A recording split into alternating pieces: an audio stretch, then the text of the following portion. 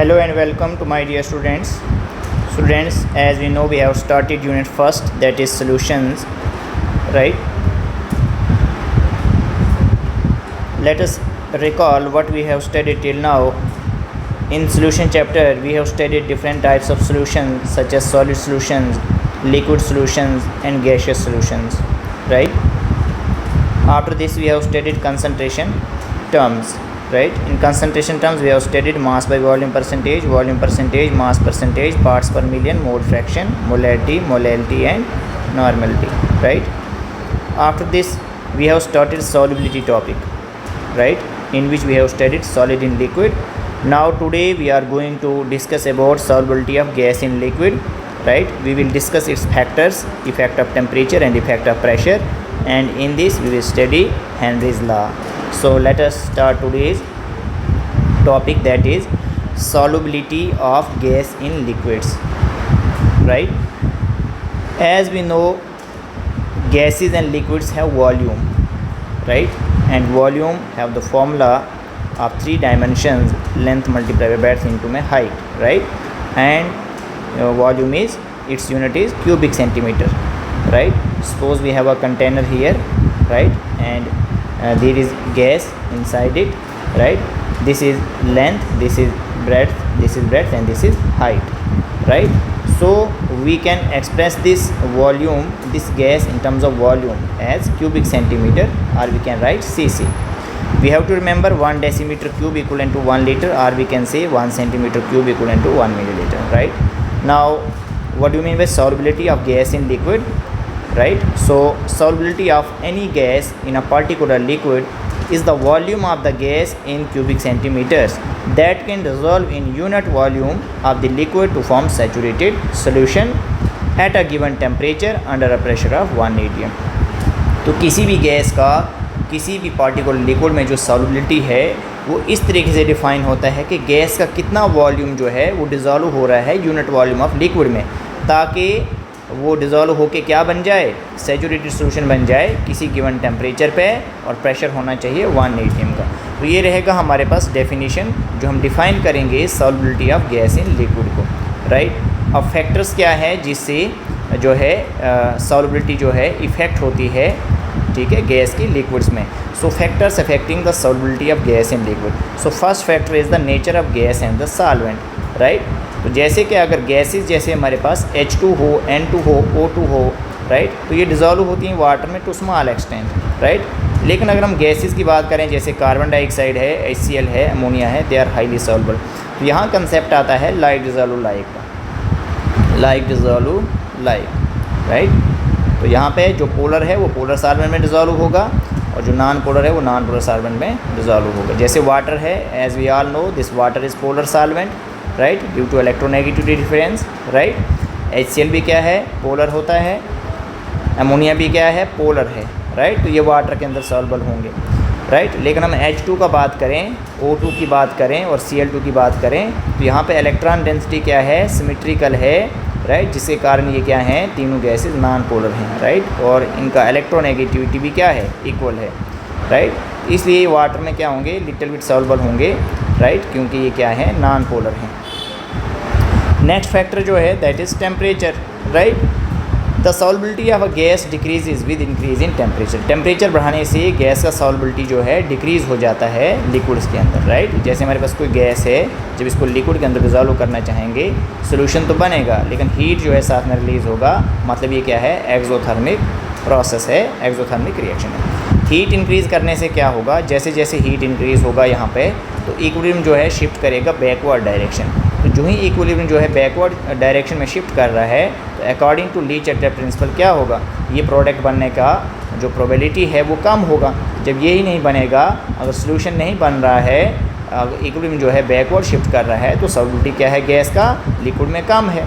Right, इसी तरीके से इफेक्ट ऑफ प्रेशर जो है बहुत ही इंपॉर्टेंट फैक्टर है. ठीक, तो प्रेशर का क्या इफेक्ट है, यहाँ पे हमने हेनरीज लॉ का स्टडी करना है.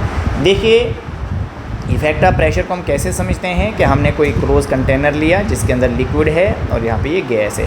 तो ये यूनिट वॉल्यूम के अंदर जो है गैस इस वक्त हमारे पास डिज़ोल्व है, ठीक है, और ये नॉर्मल कंडीशंस पे है. राइट, और जो भी गैस डिज़ोल्व हो रहा है लिक्विड में किसी पार्टिकुलर टेम्परेचर पे, राइट। उस प्रोसेस को डिसोल्यूशन कहेंगे।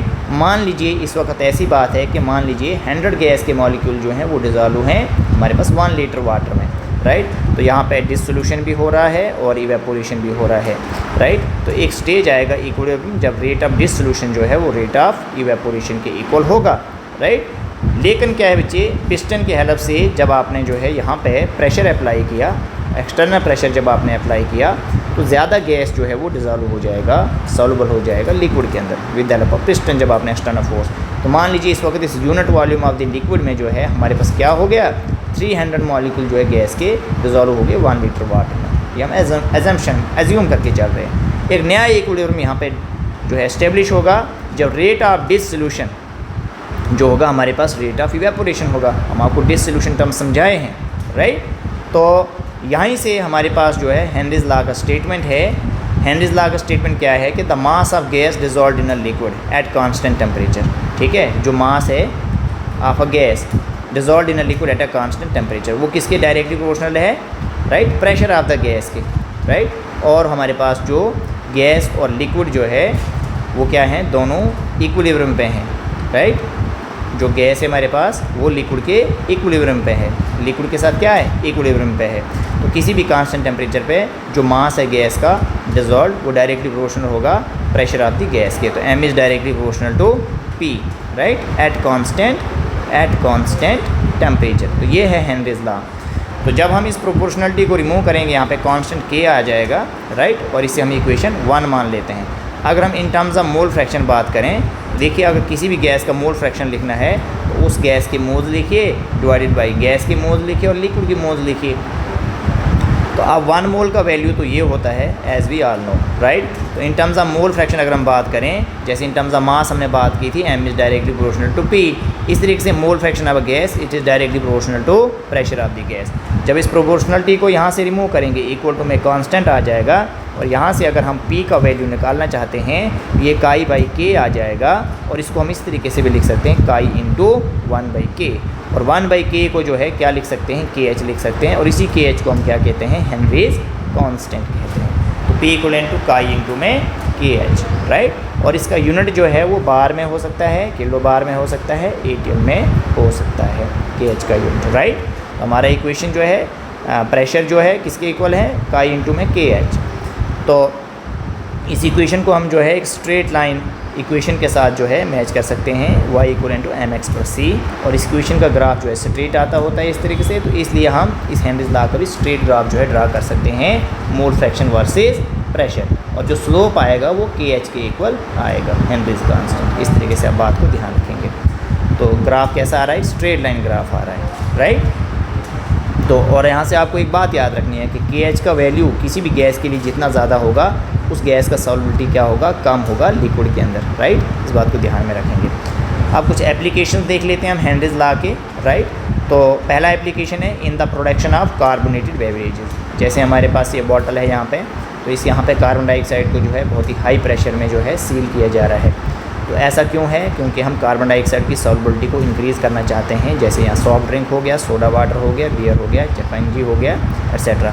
बॉटल्स को सील किया जाता है हाई प्रेशर, और जब बॉटल को ओपन किया जाता है एयर में तो पार्शियल प्रेशर जो कार्बन डाइऑक्साइड का होता है, कार्बन डाइऑक्साइड का जो अपना प्रेशर होता है वो डिक्रीज़ हो जाता है, राइट, मतलब डिक्रीज़ हो जाता है। एज ए रिजल्ट सॉल्युबिलिटी क्या हो जाती है, डिक्रीज़ हो जाती है। जब आप बॉटल को ओपन करेंगे तो पहले यहाँ पे प्रेशर हाई होता है, राइट। जैसे बॉटल को ओपन किया तो ये कार्बन डाइऑक्साइड का प्रेशर यहाँ पे कम होने लगता है। क्या हो जाता है, यहाँ पे हमारे पास ये गैस जो है बाहर आने लगता है, राइट। तो as a result solubility decrease, ठीक, और कार्बन डाइऑक्साइड के बबल जो हैं वो बबल आउट हो जाते हैं, राइट। सेकेंड एप्लीकेशन है इन deep sea diving. Deep sea diverse नाम सुना है, स्कूबा डाइवर्स, ठीक है। Depend upon compressed air for their oxygen supply, ये कंप्रेस्ड एयर के ऊपर डिपेंड रखते हैं, राइट। तो उस कंप्रेस्ड एयर में N2 भी होता है, O2 भी होता है, right. Will dissolve considerably in the blood, दोनों चीज़ें ब्लड में डिज़ोल्व होती हैं और दूसरे बॉडी फ्लूइड्स में। ऑक्सीजन तो यूज़ होगा मेटाबॉलिज्म के लिए, लेकिन जो नाइट्रोजन है तो ये क्या है हमारे पास, ये ऐसे ही रहता है डिज़ोल्व्ड, और क्या होता है, बबल आउट हो जाता है जब भी डाइवर जो हैं एटमॉस्फेयर में बाहर की तरफ आने लगते हैं, राइट।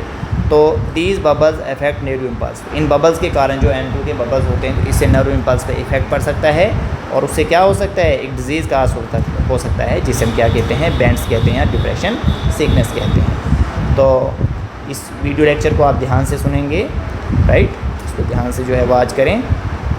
तो आज हम इस वीडियो लेक्चर को यहीं पे स्टॉप करते हैं। Okay, thank you.